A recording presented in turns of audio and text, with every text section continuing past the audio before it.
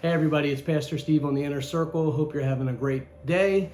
Coming at you, it's finally feeling cold outside. It's beginning to look a lot like Christmas, as they say, which is fine with me. I'm ready for Christmas, bring it on. But I want to talk to you about something else being cold. And I'm going to be reading to you from Matthew 24. I think it's around verse 12. And I'll just set it up for you for a second. The disciples had asked Jesus for what they should look for as signs of his return or signs of the end times.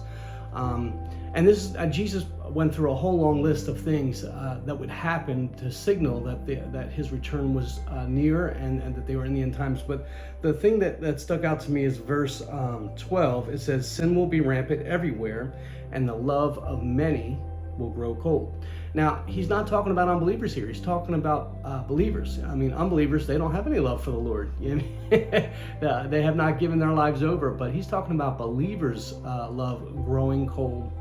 Something we always have to remember is, we are in this world, but not of this world. But because we're in this world, and the devil is also known as the prince of this world, he's designed this world to give you every single distraction that he can to make your love grow cold, to just turn your eyes and your heart away from the Lord. And not necessarily with horrible bad things. Like, for instance, he's cool with Christmas. He's cool with distracting you with, Santa Claus and all these, Frosty the Snowman. And I mean, those are not bad things. And I'm not saying that they're evil and of the devil. I'm just saying is he will use anything at his disposal. And if he can't distract you with all-out sin, he'll just distract you with lesser good things.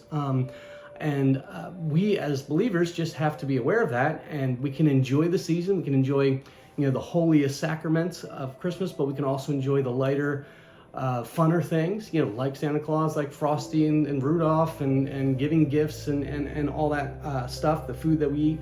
But let's not let it distract us from our love from the Lord. Like I said, this world is designed to turn your eyes and your heart away from the Lord and make your love grow cold.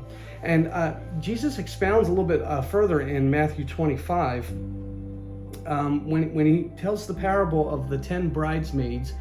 I'm just going to paraphrase. I won't read the whole thing to you, but basically there was 10 bridesmaids who were waiting for the bridegroom in the story to come. The bridegroom representing Jesus and his return in the end times. And basically he was delayed, and so they fall asleep. And 5 of them had come prepared with extra oil, and the other 5 had not. And so finally, even though the bridegroom is delayed, he comes. And they wake up and they realize that the 5 bridesmaids who had not brought extra oil for their lamps realized they were going to run out. And they asked the other 5 to give them oil, and they said, "No, we have just enough for what we need. You go buy some." And so they go buy some. They miss the bridegroom. They come knocking on the door, and the bridegroom says, "No, I don't know you. You can't come in."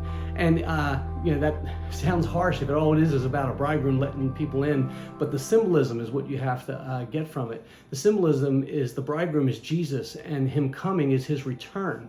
And those who had not put fuel aside to keep their love burning, basically let their lamps, which is representative of their love for the Lord, go out.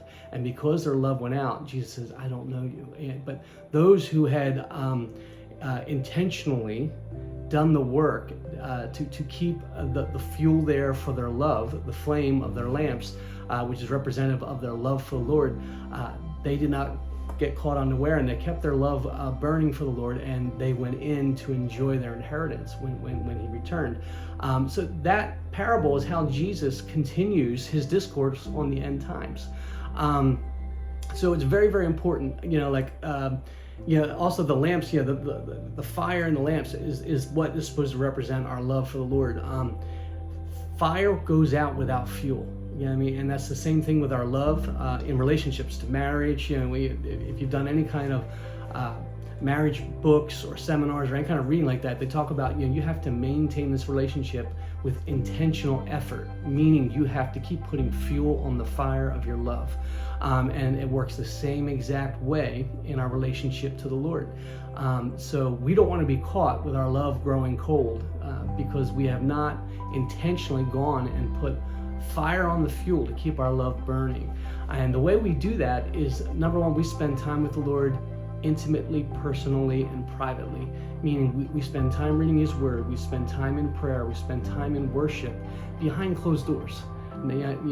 Although coming to church and worshiping and doing all those things is great, that's for corporate fellowship. And that does feed our soul, it does feed our spirit, but it's not the full package. It's just a small piece of the puzzle. The greatest piece is our private, intimate time with the Lord on a daily basis. So that's where you learn to put fuel on the fire of your love for the Lord, and that's where you learn to store it up also.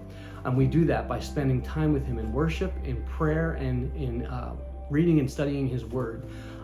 So I want to encourage you guys to do that. Don't let your love grow cold. Be intentional.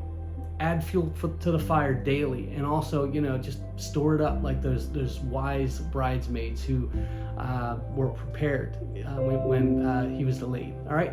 Love you guys. I'll see you in church. Come ready to worship. I'm really looking forward to the Christmas season with you all. God bless. Bye.